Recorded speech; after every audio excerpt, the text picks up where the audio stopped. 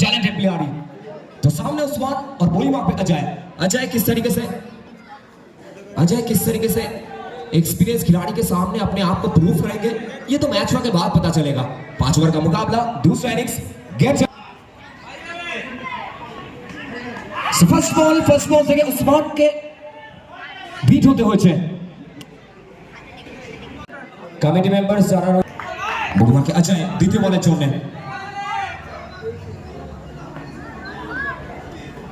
সেভাবে খেলার চেষ্টা অফ স্টাম্প আবার একটি বল অফ স্টাম্পের অনেকটা বাইরে দেখা যাক ডিসিশন বোথ দ্য ম্যাচ অফিশিয়ালস তারা কথোপকথন করবেন টিভি আম্পায়ার অবশ্যই